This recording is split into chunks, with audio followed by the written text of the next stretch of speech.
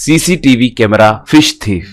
भीमपुर नाम के गांव में राजू नाम के व्यक्ति के पास मछलियों का तालाब था। राजू के सारे काम उसका साला नागू देखता था। राजू को उस मछली के तालाब से अच्छा मुनाफा मिलता था। उस मछली के तालाब का हिसाब किताब उसका साला नागू ही रखता था, इसलिए वो ज्यादातर उस मछली के तालाब के बारे में पूछता नहीं था। एक बार राजू अपने कार में जाने लगा तो अचानक से उसके कार के सामने एक आदमी आता है। अनहोनी में राजू उसे कार से टक्कर मारता है। वो आदमी नीचे गिर जाता है। राजू तुरंत कार को रोककर कार उतरकर उस व्यक्ति के पास आता है। उसे देखकर राजू दंग हो जाता है। राजू बिरजू बिरजू कहकर पुकारता है। तब वो आदमी उठता है। वो यार राजू तुम हो? कहकर पूछता है। राजू बिरजू तुम्हें क्या हुआ, ऐसे कैसे बन गए? कहकर पूछा। बिरजू तब राजू यूं कुछ कहने ही वाला था तो राजू बिरजू तुम पहले मेरे घर को आओ, घर में बैठकर आराम से बात करेंगे, कहता है। ऐसे राजू बिरजू को अपने घर ले जाता है। राजू बिरजू से, क्या बिरजू तुम ऐसे क्यों बन गए? तुम कॉलेज में कैसे रहते थे? एक बड़ा कार, करोड़ों रुपए की जायदाद, वो सब क्या हुआ? पूछा। बिरजू तब यार मैंने एक व्यापार किया, व्यापार ठीक से नहीं चला, उस वजह से घर कार और मेरी सारी जायदाद बेचने की नौबत आ पड़ी थी। मैं वो दुख बर्दाश्त नहीं कर पाया और शराब पीना शुरू किया। बाद में उसकी लत लग गई। शराबी बनने के वजह से घर में की चीजें भी बेचना शुरू किया, कहा। राजू तब यार तुम पढ़े लिखे हो, कहीं पर भी आराम से नौकरी कर सकते थे, ऐसे शराबी क्यों बने? कहा। बिरजू तब मैं किसी के पास भी काम नहीं किया था ना, तब शर्म की वजह से किसी से नौकरी नहीं पूछ पाया। अब मैं नौकरी करने के लिए तैयार हूँ, मगर कोई भी मुझे नौकरी देने के लिए तैयार नहीं है। मैं उनके चीजें बेचूंगा कहकर वो डर रहे हैं, कहा। राजू तब यार मेरे होते हुए तुम्हें किसी और से नौकरी पूछने की क्या जरूरत है? मेरा एक मछलियों का तालाब है, हम उसमें बड़े बड़े मछलियां पाल रहे हैं, अब से उन मछलियों की तालाब की देख रेख तुम ही करो,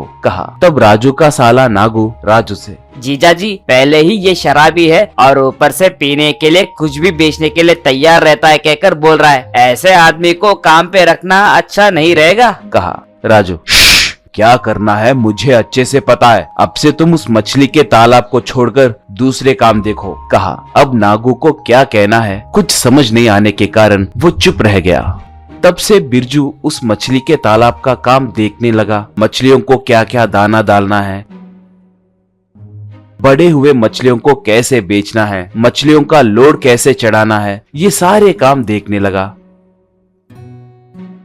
उनके हिसाब किताब भी अच्छे से रखने लगा, मगर आजकल ठीक से मुनाफा नहीं मिल रहा था, नुकसान हो रहा है कहकर बिरजू राजू से बताता है। तब राजू बिरजू से, ये क्या बिरजू, परसों तक मुनाफा अच्छे से मिल रहा था ना, अब अचानक से नुकसान कैसे हो रहा है? मुझे कुछ समझ नहीं आ रहा है, कहा। बिरजू तब मुझे भी वही समझ नहीं आ रहा है राजू, कहा। राजू ठीक है, इसके बारे में मैं देख लूंगा, कहा। बिरजू वहाँ से चला गया। नागू तब, देखे ना जीजा जी, जब तक मैं देखता था तब हमें बहुत मुनाफा मिलता था, मगर अब देखे ना आधे से ज्यादा मुनाफा गिर गया है। वो बिरजू ही कुछ गड़बड़ कर रहा है कहकर मुझे लग रहा है उसे काम से निकालना ही ठीक रहेगा, कहा। राजू तब ठीक है रे, मैं उसके बारे में देखूंगा, कहा।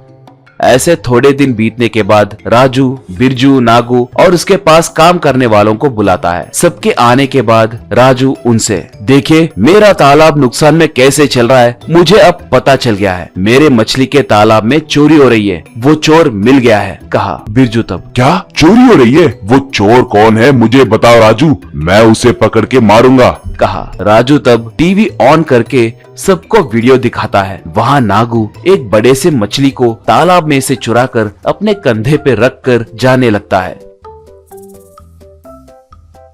ये देखकर वहाँ मौजूद लोग दंग हो जाते हैं। तब राजू, तुम चोर हो कहकर मुझे शक हुआ था, इसलिए तालाब के चारों ओर सीसीटीवी कैमरा रखवाया।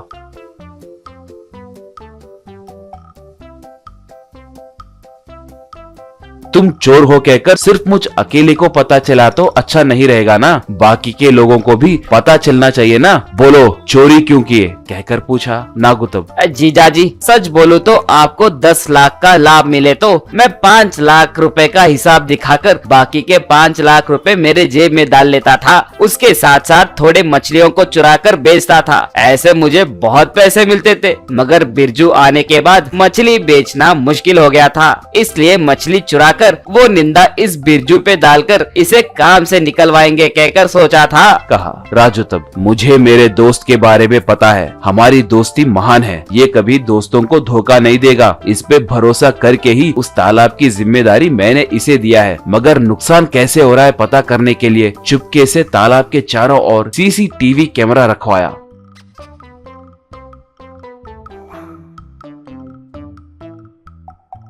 तुम ही चोरी कर रहे हो कहकर बाद में पता चला। शुक्र मनाओ कि मैंने तुम्हें मारा नहीं, यहाँ से चले जाओ, कहता है। नागू वहाँ से भागता है।